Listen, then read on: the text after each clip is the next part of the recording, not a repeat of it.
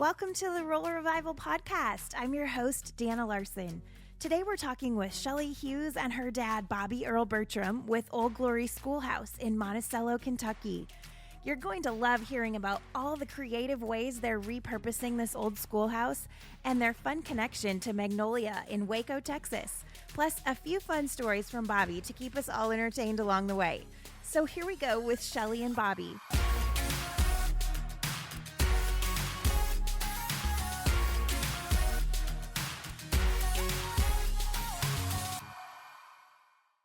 Well, we're here today in Monticello, Kentucky at Old Glory Schoolhouse with Shellie Hughes and her dad, Bobby Earl Bertram. Thanks for being on the podcast today, guys. Thanks for having us. Yeah. We're excited. Well, we're sitting here in this amazing venue.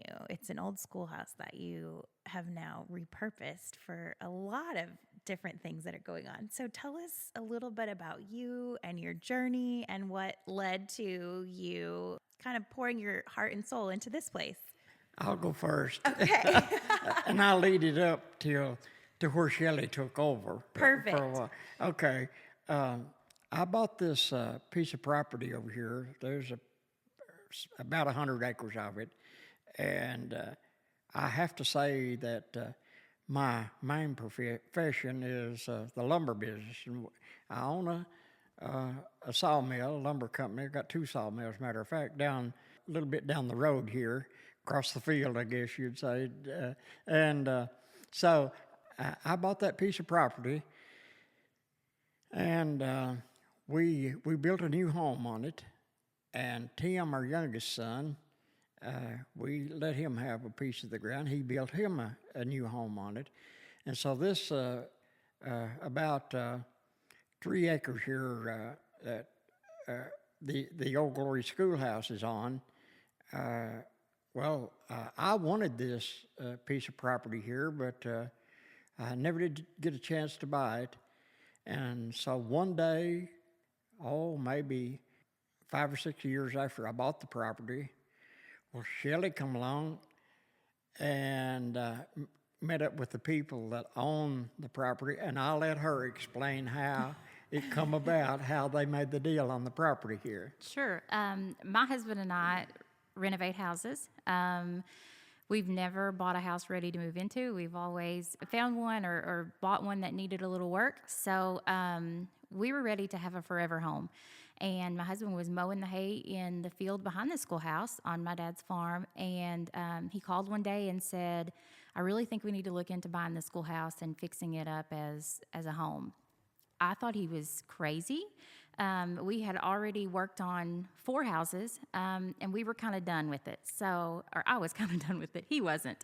So anyways, like a good submissive wife, I said, okay, let's do it. We prayed about it a lot because we wanted this to be a really good decision and the right decision. So we approached the gentleman and his family, and within 24 hours, we had signed the paperwork and bought the schoolhouse.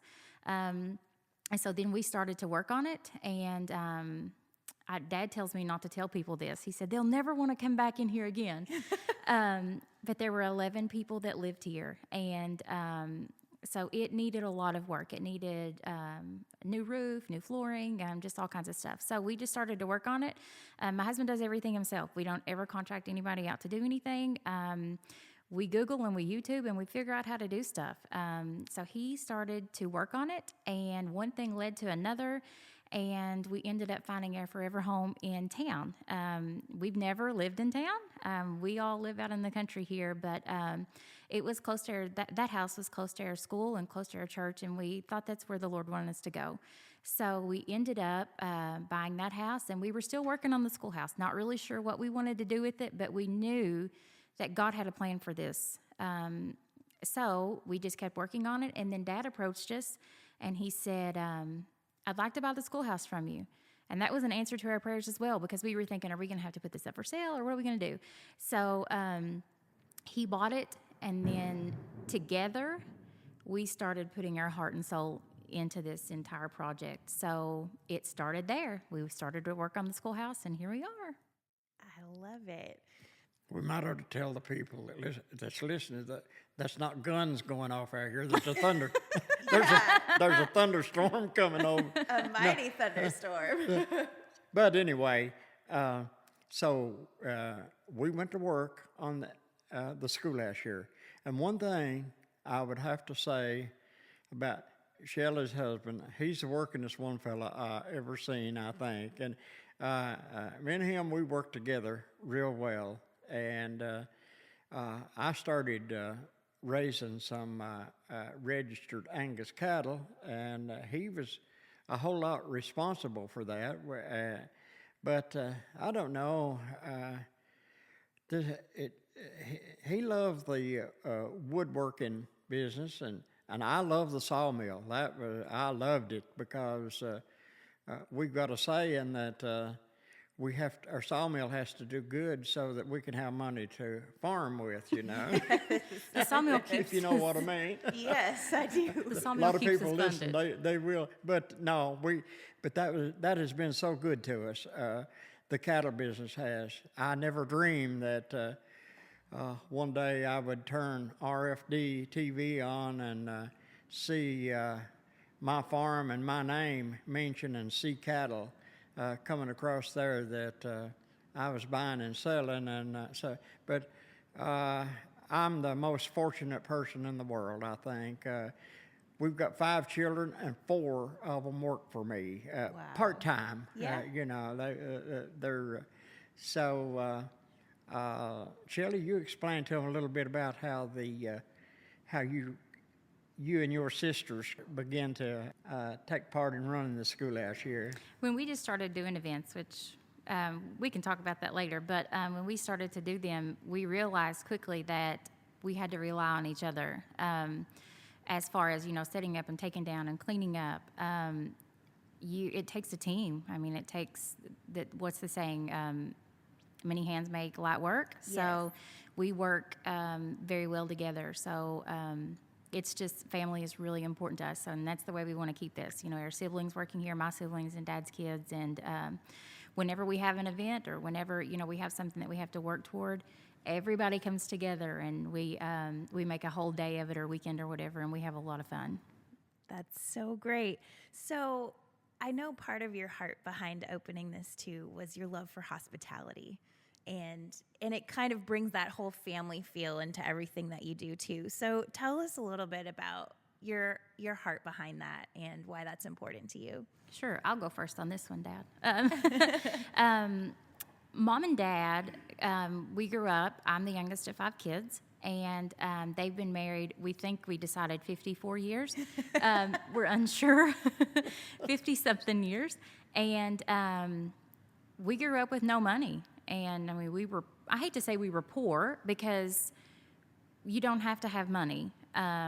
And we had each other, and we never missed a Sunday at church. Or a Wednesday or a Sunday night.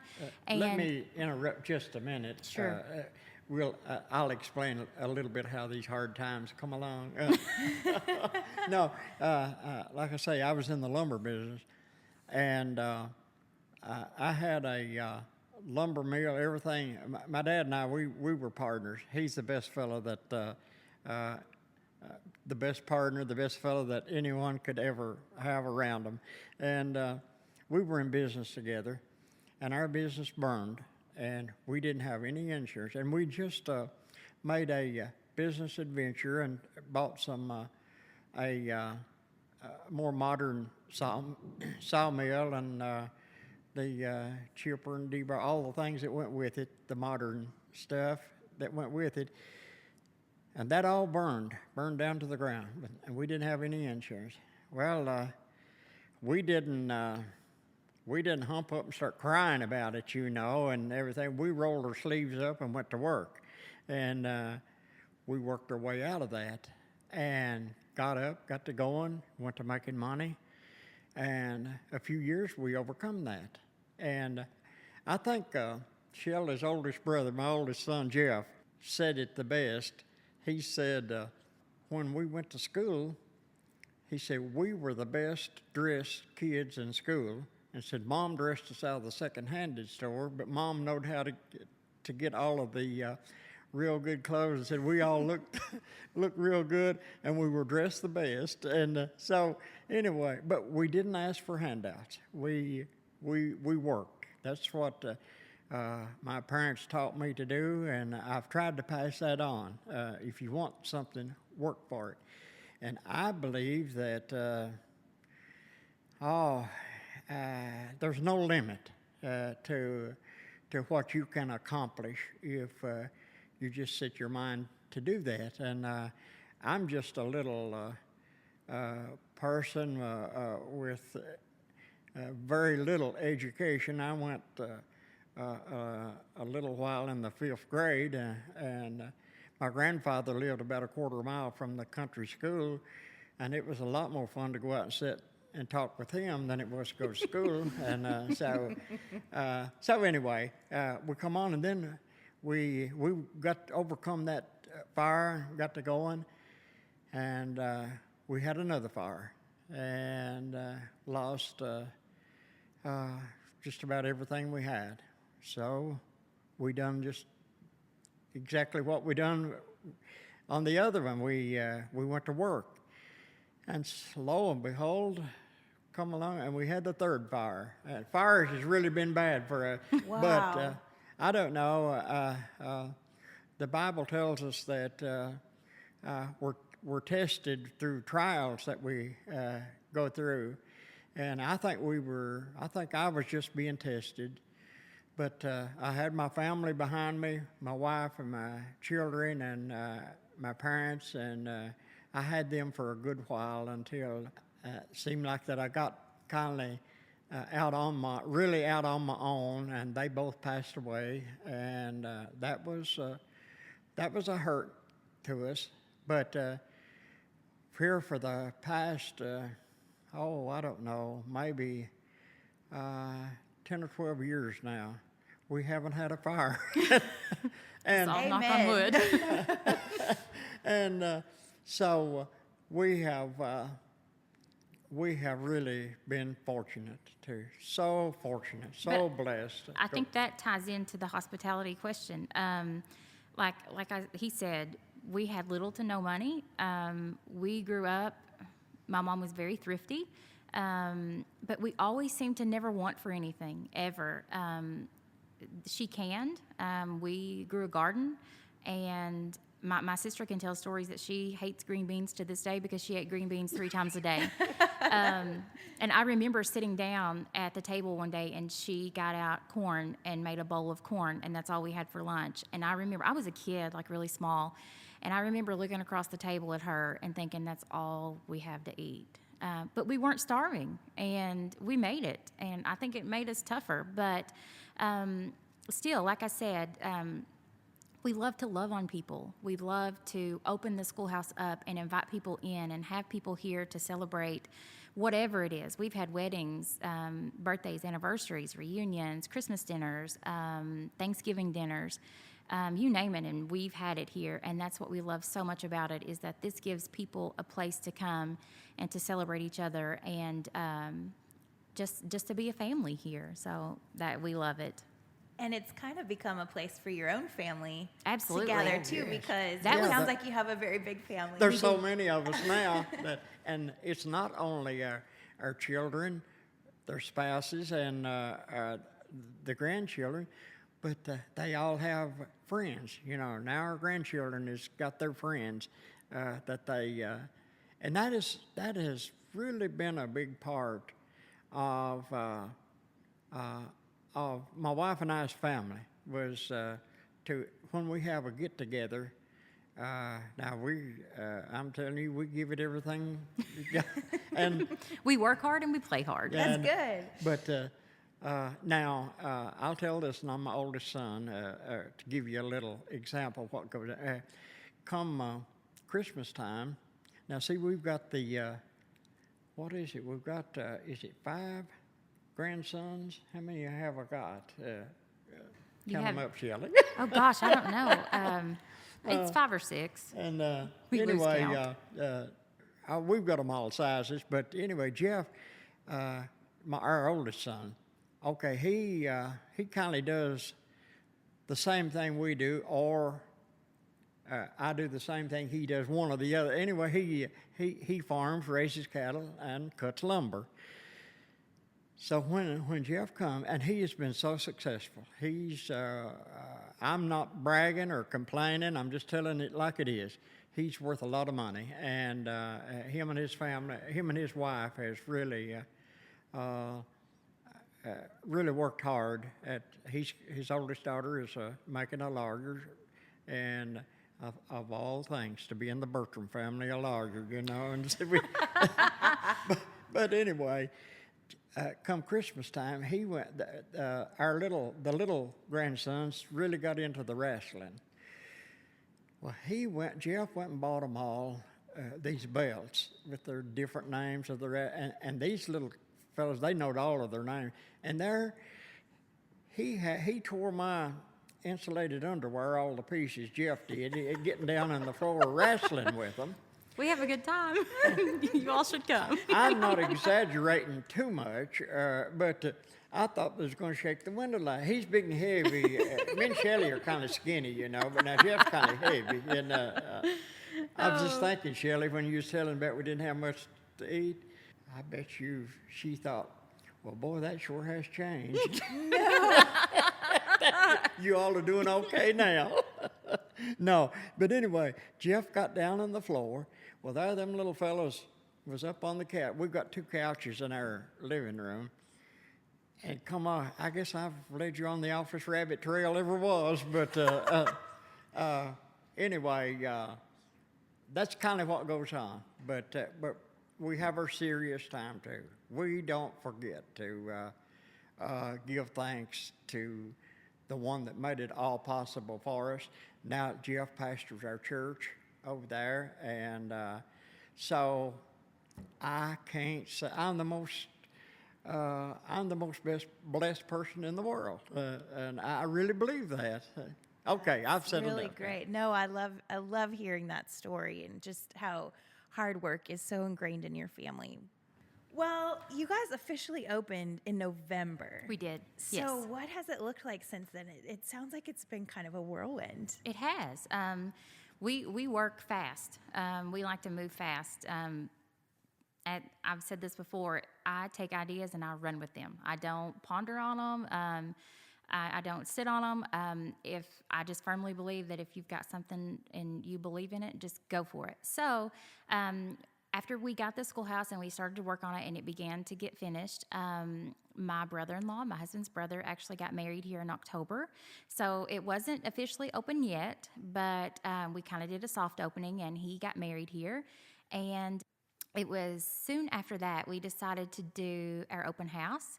And we had no clue the kind of response that we would have. We had no clue how many people would show up. We didn't know. I had never been to an open house of a venue. I had never done anything like that.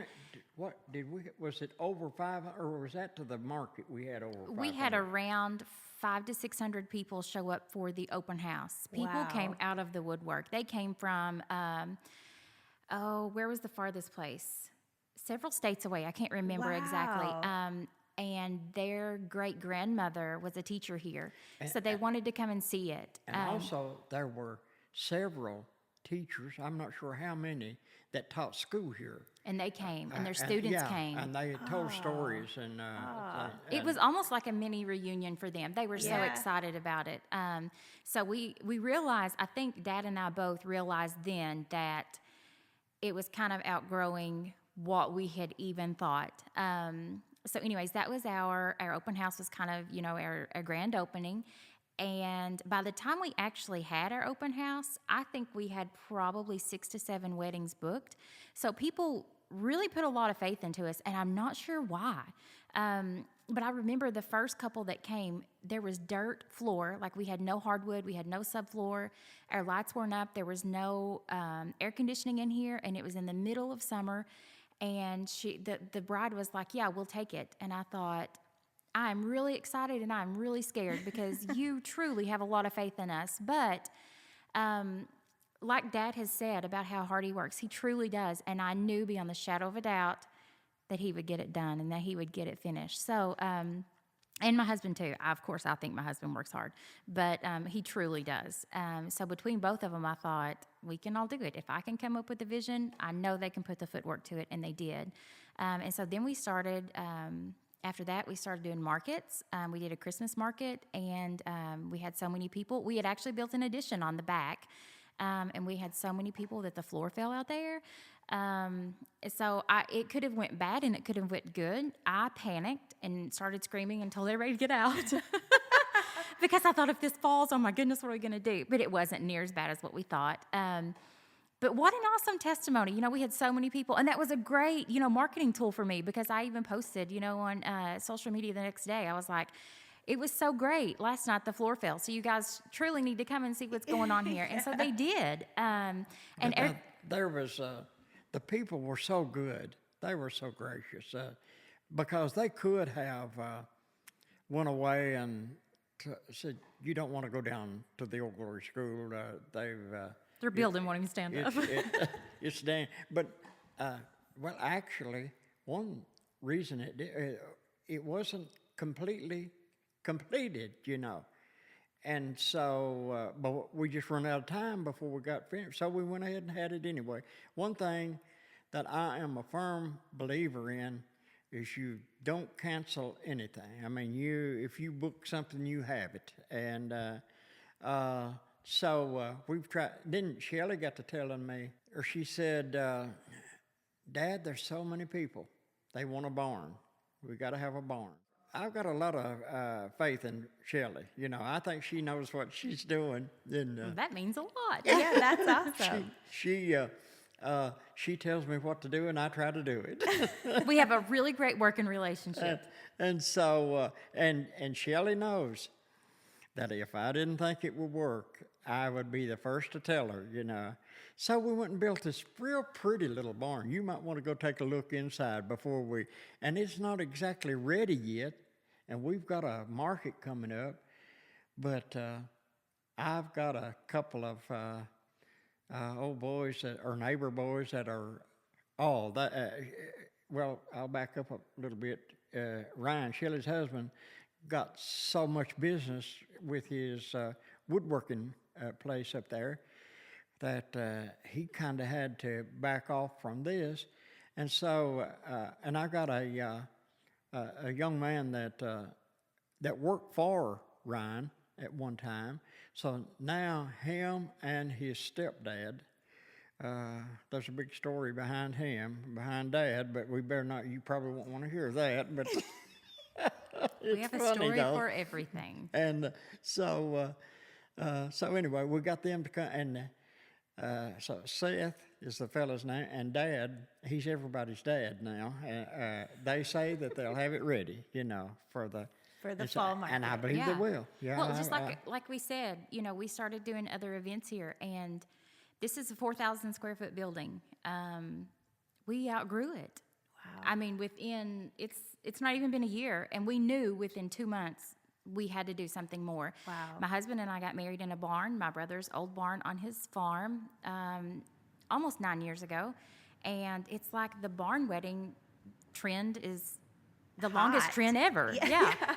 And so people kept asking, "Do you have a barn? Do you have a barn?" So I told Dad, I was like, "Everybody's asking for a barn. Is that something you think we can do?" And he said, "Sure." So we just started to build a barn. So I don't know if you noticed the groundwork out here. It's kind of tore up a little. There's been a ditch. We put water over to our barn. Sounds amazing. So now I have to convince Shellie that it's going to be all ready. It's going to be ready now. I trust him. That's good. And there's also a church next door. There is, but it's not that big. No. So you have lots of options here. It's great. Right. Yeah. Sure do. Well, what has your response from the locals been? It sounds like people are really catching on to this, but I know that you also care about giving them a place to showcase what they do too. So absolutely. What does that look like?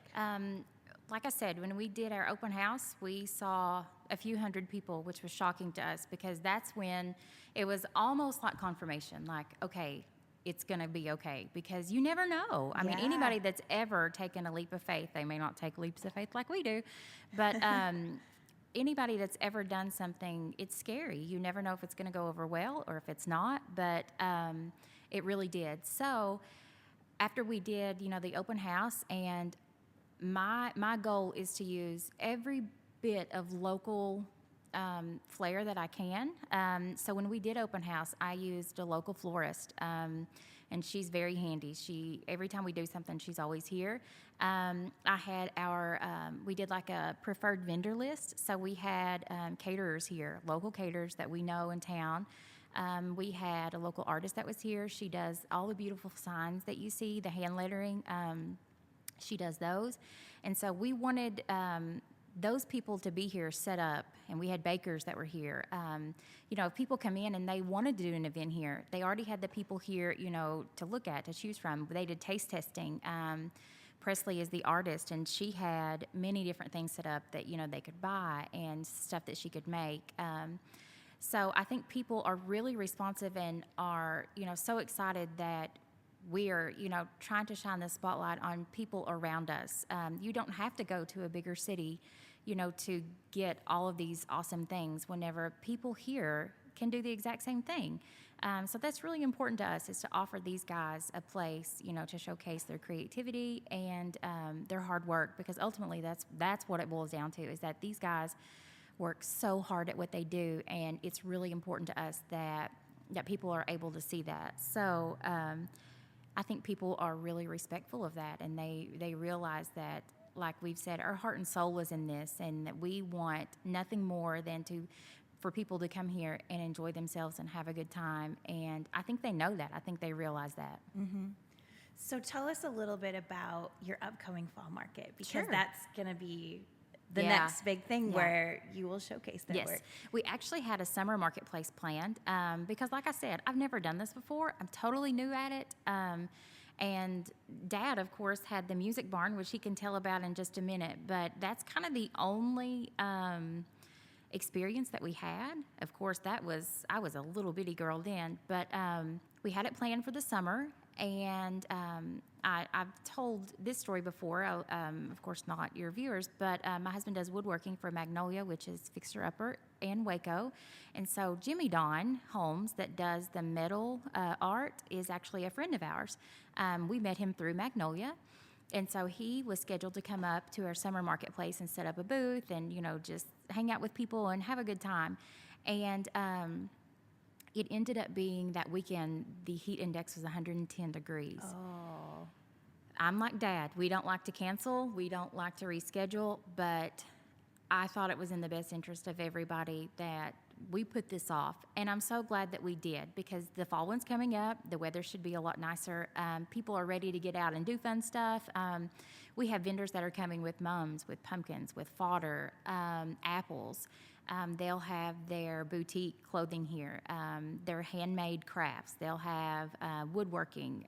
We have a local potter in town, and he'll have his pottery wheel. We'll have outdoor games for the kids, and they'll do pumpkin painting, and we'll do scarecrow making. We'll have live music, and it will just be a huge day here, just of fun fall activities. A lot of times people go out of town to orchards and, stuff like that. We have it right here. And so that's what we really want people to know, is that we have all of those wonderful things right here in our own town. So I hope that you might be able to make it back. Also, of course, equipment and things like that has been really a big part of my life. And so we thought a little bit, I think maybe we thought about I think we're going to have one where that, logging is a big industry in this part of the country here. And lumber is, if you go on the farther north you go, the more you'll see here of lumber that's produced right here in the county. And so all of those fellows, the farmers and the loggers and the sawmill people, can come together, and I think maybe I'll have to turn them in my field over here. What he's talking about is called Touch-A-Truck. And okay. it's kind of, because we have a princess tea party for the little girls. And we have a friend of ours that owns a business, and it's Precious Princess Parties. And so she has all the Disney princess characters. And so that's actually coming up next weekend. So there'll be 8 different Disney princesses here. And all of the little girls, or even the little boys, whoever wants to come, they'll watch an entire show. It's an hour and a half, and they'll eat cupcakes, and they'll drink lemonade, and they get to watch this show. They'll do a scavenger hunt, and they all dress up in their little princess costumes, and it is the sweetest thing you have ever seen. So that's next weekend. But we wanted to do something geared toward the little boys. So we planned a Touch a Truck event. So there'll be fire trucks, there'll be log trucks, there'll be dump trucks, there'll be Log skidders. And, log skidders. Don't really know what that is, but it's a thing that pulls logs. We'll it's have a big those. on wheel loaders, all kinds Police of loaders. cars, So, just tons of stuff like that. And we actually call it a Touch a Truck and Food Truck Festival, so we'll have food trucks here as well. So everybody can just come and hang out and, look at all these trucks and the people that run them, and it's just something fun for our kids here and the adults too. So that's what, like I said, I try to keep going back to. That's why we do these things, for our community and for our kids, and just for everybody here, just to have something fun to do and just to enjoy each other. Because I've said this before, I thoroughly believe in intentionally loving on people and treating them good, and I think there's no better way to do that than to come together as a community and enjoy something. That's so fun. Those ideas are great. I love that.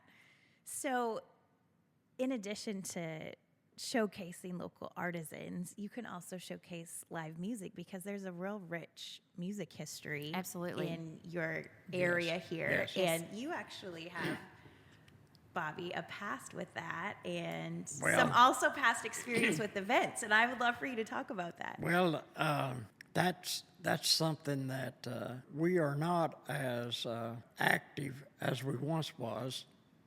For one thing, the age makes a little. I'll lay it under that, but I'm thankful for it. I'm thankful that I made it till I'm 75 years old. I never dreamed of being 75 years Yes, old. sir. And so anyway, but our oldest son, Jeff, seems like he was singing before he was talking, if you know what I mean. He was just a little fella, and I'm telling you, he could sing with the. So we got invited to Ranfurl Valley one night, the biggest country music place. It's like, I think where the Country Music Hall of Fame is. Oh, It's in okay. Mount Vernon, Yeah, Kentucky. the Kentucky Hall of Okay. Fame. It's over on the interstate. So we got invited to. It was just, but we had a good band at that time. We had a steel guitar player and a lead guitar player and drums and a bass player. Of course, Jeff played the bass, and I played the piano. And we done a country gospel. And I don't know, I guess we were just silly enough that people loved to. No, we really did. We had a good group at that time. I had a good group.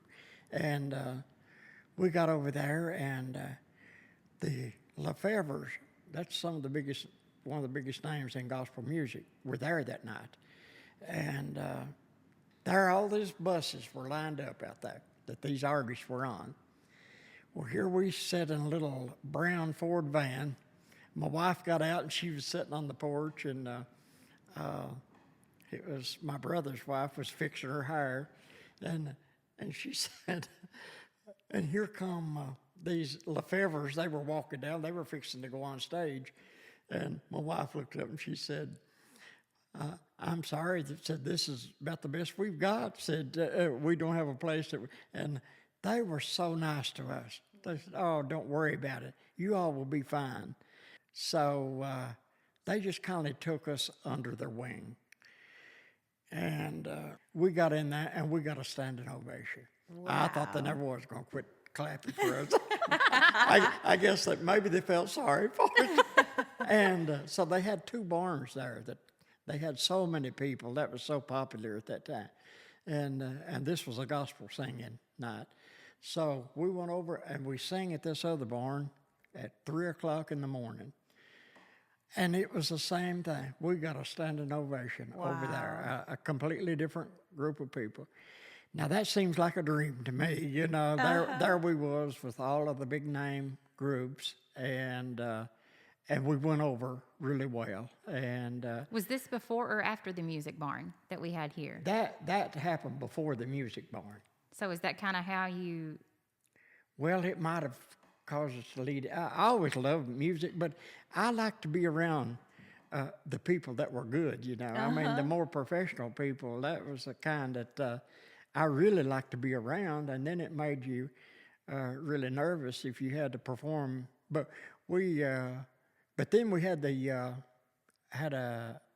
just built a big red barn down there, and we had music, and we had so many artists down there. Martha Carson was one of the old country music, gospel music artists. She performed there, and when she came up to our place, her and her band, she said, "Bob, where do you live?"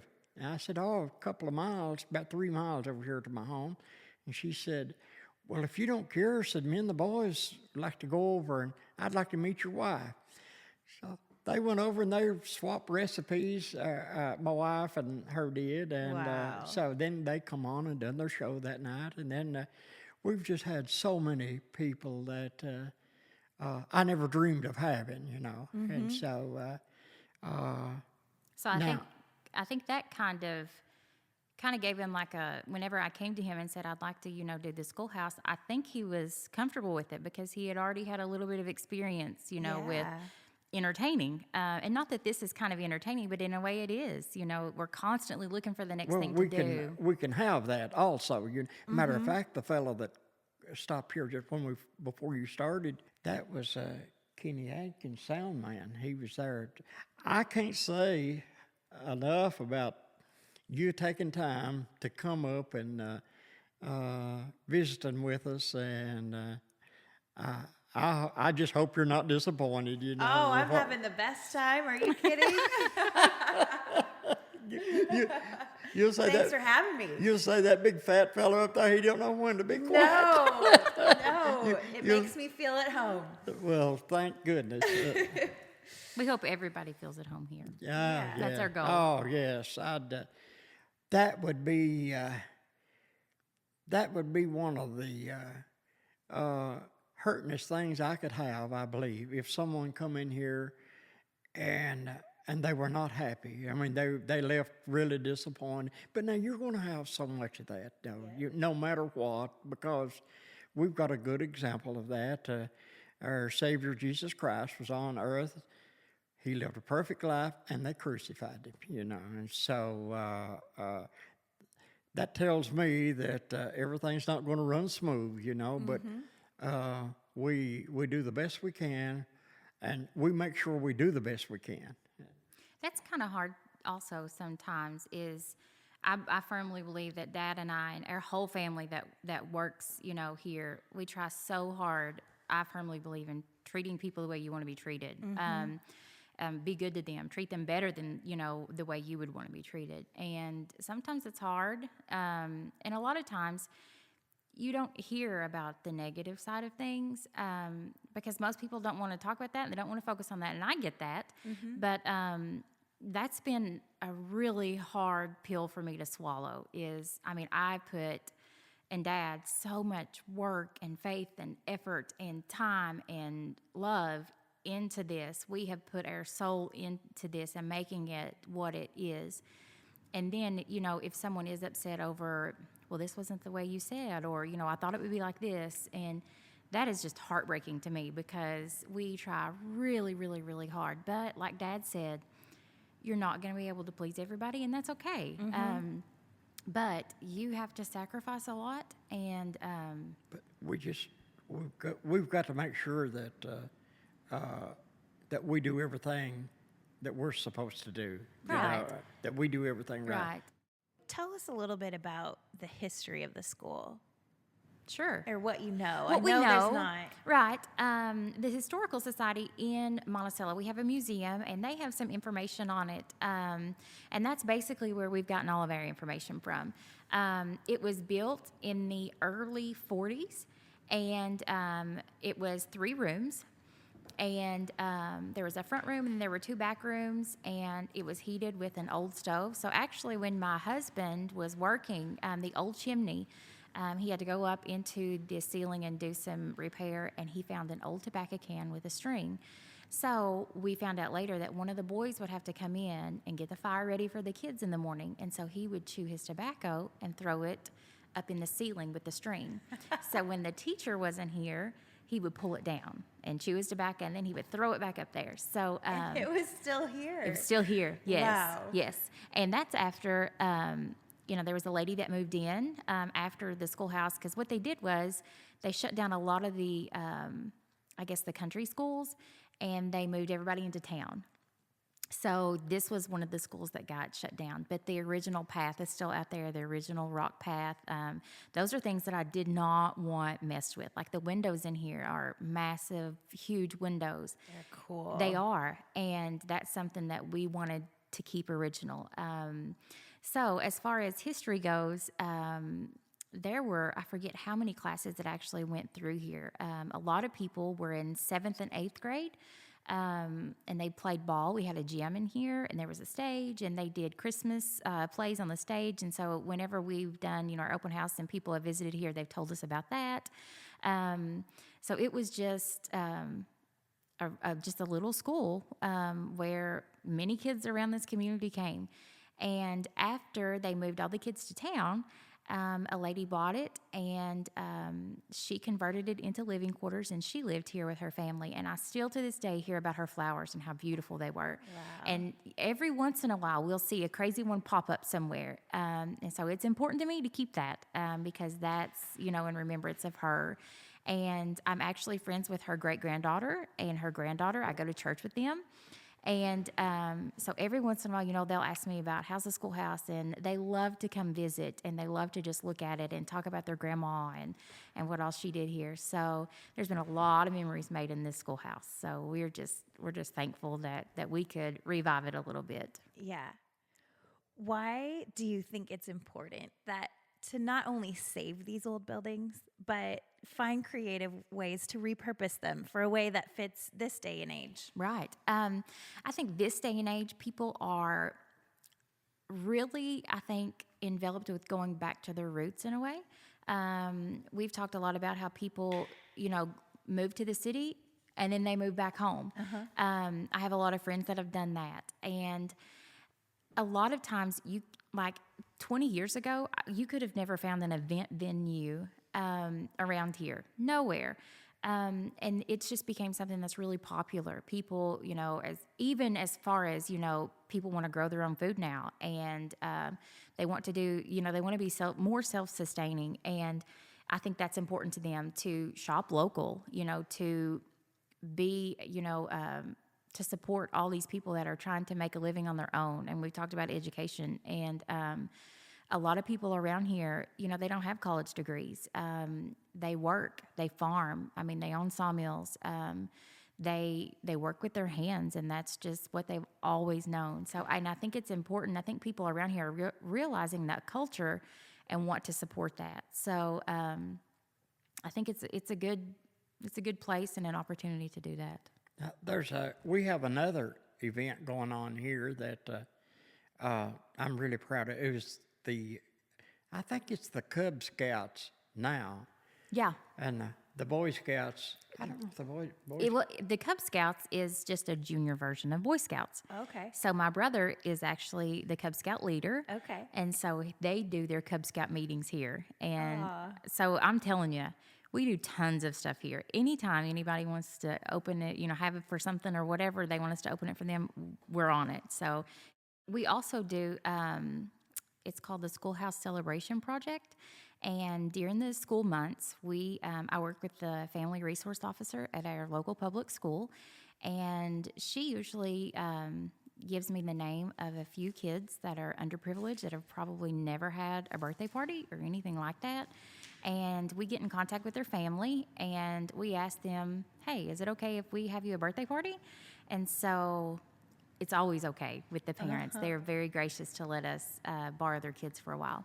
So we actually have our own T-shirts made that say "Eat, Sleep, and Party, Repeat," and it has the Schoolhouse Celebration Project on the back, and presented by the Old Glory Schoolhouse. And so our friends that are bakers, on our preferred vendor list for the schoolhouse, they'll bake a cake for the kids. We try to do one a month.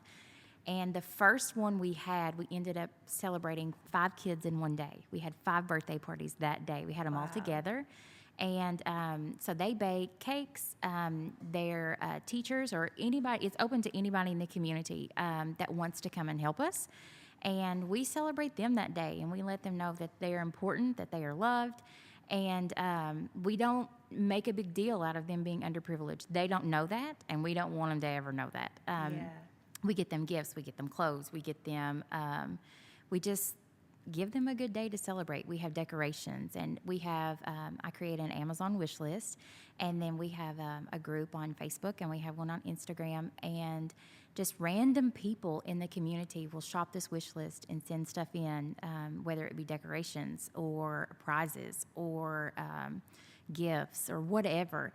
And they shop the wish list and they send stuff in, and that is one thing that I'm totally amazed that it took off like it did. But we have, like I said, there's probably any given Saturday that we do one, there's probably 20, 25 volunteers that come in, and these kids are tickled to death. And so the first week after we had one, I got a message, an email from a teacher, and she messaged me and she said, "I am so thankful for you and what you do there, because you would not believe how Ella has walked down the hallway like a new person." She had new clothes, she had new shoes, and it's important to me that these kids know that they are just like any other kid. And like I said, I don't ever want them to think, well, I'm poor, so they had a birthday party for me at the schoolhouse. No way. When they come here, the other kids that come there, I mean, we give them invitations to invite their friends. They invite their teachers. They invite everybody. And they come here knowing that it is a great day and they're going to be celebrated and they are going to have a lot of fun. So that's one thing that it may be my favorite thing that we do here. In the year that we've been open, we've done a lot of things, but that's one of my favorite because I love kids and I love celebrating anything. As you can tell, we'll celebrate anything. Give us a reason to have cake and food, and we're there. But that's one of my favorite things because these kids need to know that they are loved and that that they are always, welcome here. And so that's probably my favorite thing we do. That's really great. I love that. Yeah. You're doing so many great things here. It's really cool. Bobby, I know you've had your eye on this school for a long time and thought about maybe what you could do with it. And so why is preserving the history of this and repurposing this school important to you? I didn't dream of doing what we're doing. It was just an old landmark here, and I remember when I was just real small, or maybe 12, 14 years old, I would. Now there's a big stream of water. A real popular creek runs down here, Alder Creek, and look on my front of my truck, Alder Creek Cattle Company. Nice. So anyway, and it almost in the community across the creek, it just almost seemed like it was another part of the country. But then we would, my brother and I, we had a big old horse. We'd ride over here, and we'd play basketball with the fellows out here. And so we got acquainted with all of them. And then later on, automobiles, and I eventually got me a car, and they had a little restaurant, drive-in restaurant out here. Now I'm telling you, they were That's where people went on Saturday night to get them a hamburger or hot dog, you know. And so this was a place that I just loved, you know. And then they put this tract of land up out here for sale, and I already owned down where my sawmill is at, and which is about three-quarters of a mile right on down the road, down there where the big red barn is at. Okay, and I already owned, I don't know, seemed like there was 11 acres there.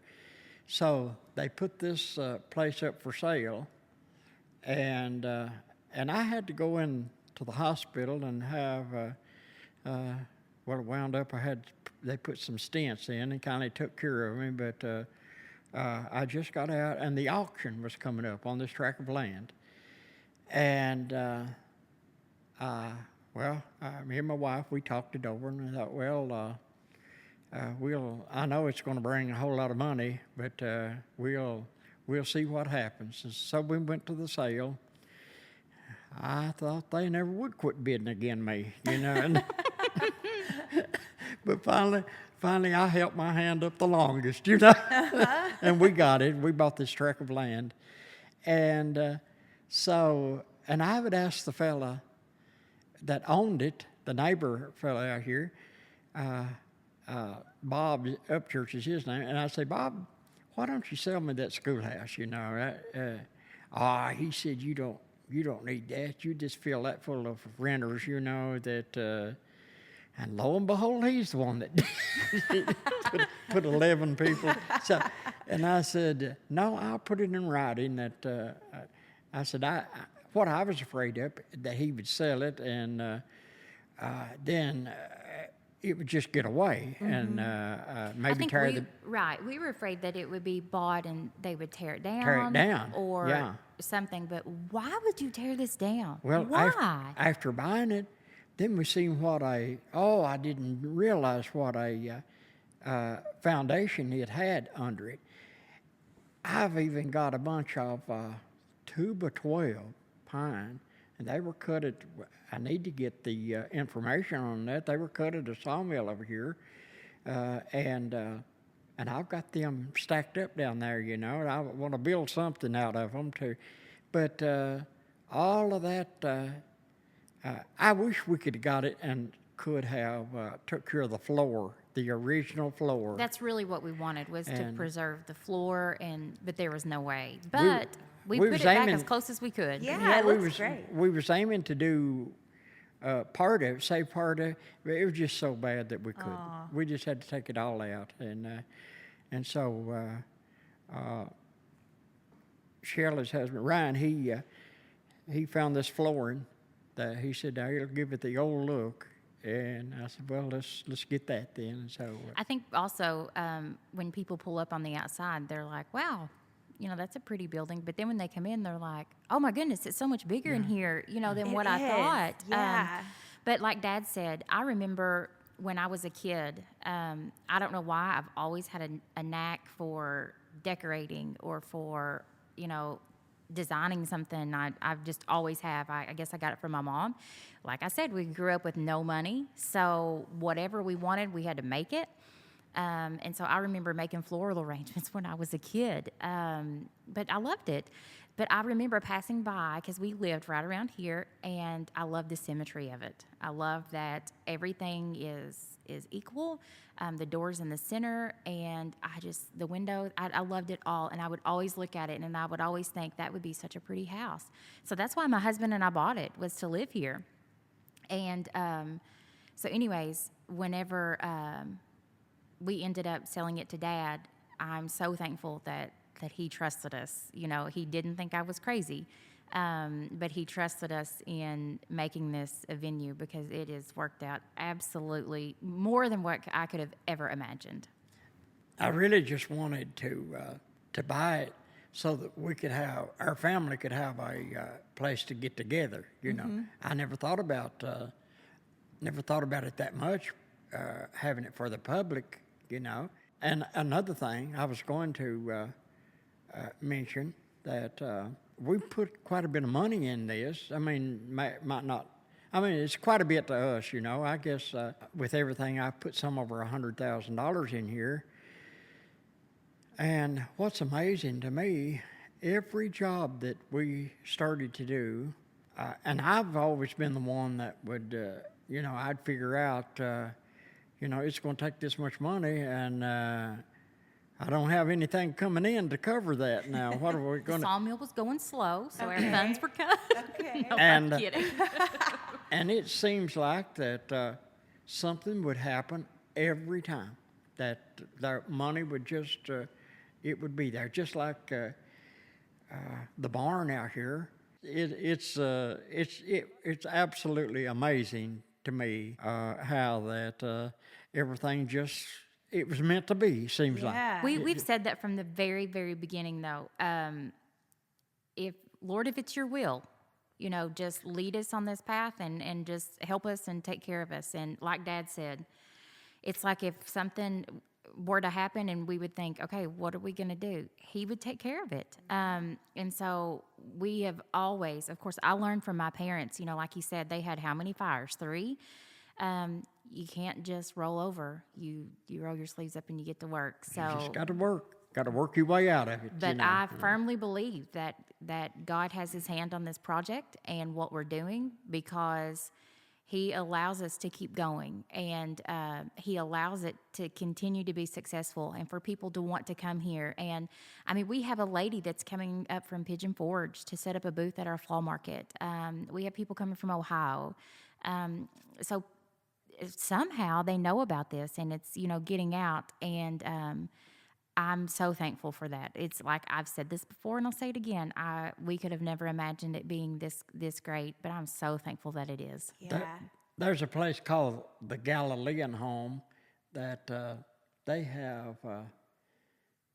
They have a Christian school, and they also have, it's like a group home kind of for special needs individuals. And they also have a cafe called the Bread of Life Cafe.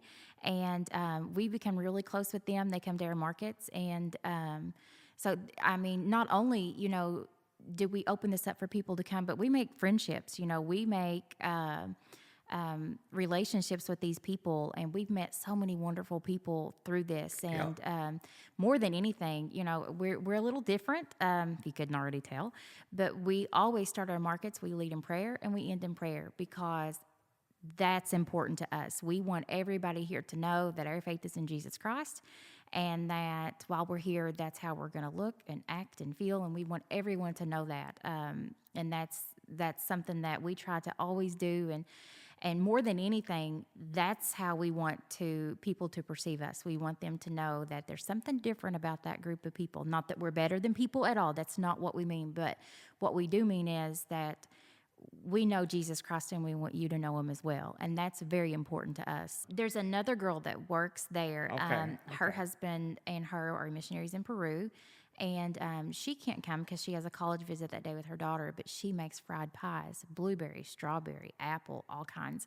And so even people that can't come, I mean, we have a friend in Georgia, and she does. So we try to keep it to strictly handmade things. And so we have a lady from Georgia that she's going to send up her stuff, you know, to be in our market. So if they can't be here, at least they're sending their stuff. Yeah, So I love it. Yeah. Of course, concession is a great big thing.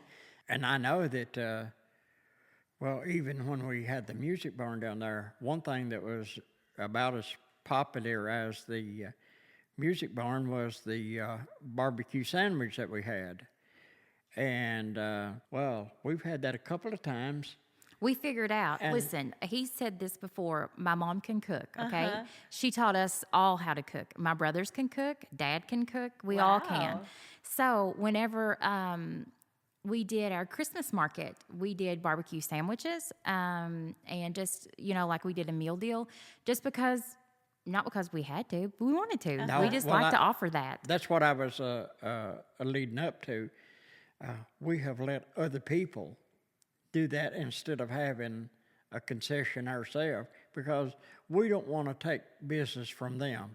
When they come here, I want each and every one of them to really have a good day, you know. And, Absolutely. We try our best to give them. That's why we rescheduled Christmas or summer, because I didn't feel like it would be a good business day for anybody. Yeah. But our goal is for them to be successful, you know. So we'll do whatever we got to do. So they'll want to come back. Right. You know? Yeah. Right. Sure. That has been my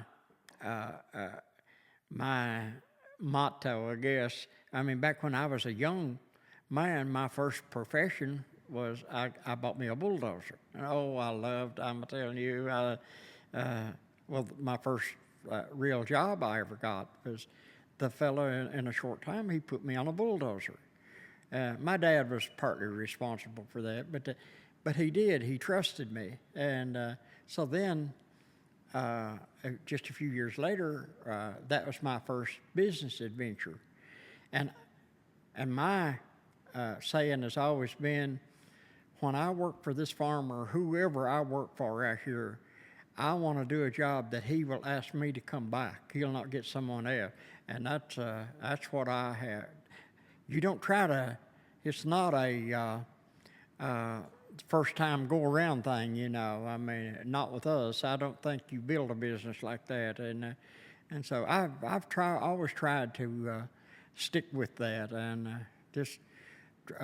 I want to be a person that what you see is what you get, you know, because I'd really get in a mess if I start trying to cover up things, you know. We talk way too much to cover stuff up. yeah, we sure do. That's awesome. Well, what's next for Old Glory Schoolhouse? I mean, you've got the barn coming, but what else? Shellie wants a crib made, built, and we got to build. I do. I want a corn crib. I don't know if you've ever seen those. You got to look them up. I want a corn crib. I want to plant. I realize that we're in the middle of a community here, and it's kind of difficult when people want to do outside weddings to position it to where you're not looking at a house or a house can't see you. So we had talked about this fall, we want to plant Leland cypress trees all around the perimeter. So we kind of enclose ourselves. Dad put up a blackboard fence all around it, so it's not hard to miss it. We want to get, Jimmy Don, I think, is actually going to make us like a sign, kind of like he did for Magnolia Farms. He's going to make us one of those. And then we have another sign that we're going to put down at the road on the highway so people know where we're at. But as far as events go, whatever we come up with, we don't know. We don't. That's one thing that makes it exciting. Yeah. That we don't. It's no telling what you'll hear the next time. That I want us to dabble just a little bit in the entertainment business. Music entertainment, I think. That sounds fun. Yeah, I think we'd like to do like a bluegrass festival. Well, I think See, we can do that because I've got about 100 acres over here, you know, that we just keep on going. We'll put the cows someplace else. We'll let the cows just roam around in the parking. Yeah. And build a stage. Well, we even built one time and took it to a big bluegrass festival. And it's untelling what you're liable to. The main thing is just keep up with us. Yeah, I love it. And Dad see has what's always- going on. And Dad has always taught me that if you're not moving forward, then you're going back. there's no such thing as standing still. Well, how do people follow you and keep up with all the exciting things that are going to be coming up? Well, other than word of mouth, which our mouths are pretty big, obviously, we have Facebook, and it's the Old Glory Schoolhouse. And we also have our Schoolhouse Celebration Project. We have its own Facebook page as well. And then we have an Instagram, the Old Glory Schoolhouse. It may be Old Glory Schoolhouse, I'm not sure.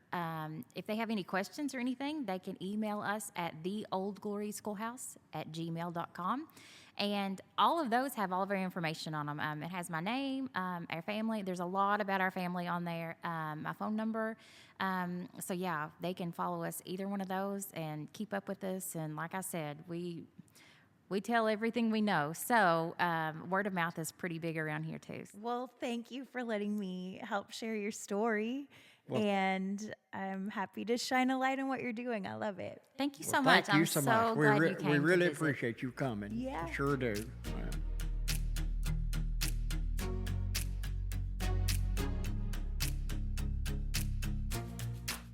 Well, I love how family is at the heart of everything this family does and how their values of hard work and hospitality run deep. Their fall market is happening this Saturday, September 22nd, and their holiday market is on November 30th. So mark your calendars and make plans to attend. And remember how they said they like to have a lot of irons in the fire? Well, Shellie's husband Ryan just started a new project called 1801 Inc. that we'll be sharing more about with you in the future. Huge thanks to Shellie Hughes and Bobby Bertram, and be sure to go follow Old Glory Schoolhouse and make plans to attend one of their amazing events. We'll be back here next week. Have a great day, everybody.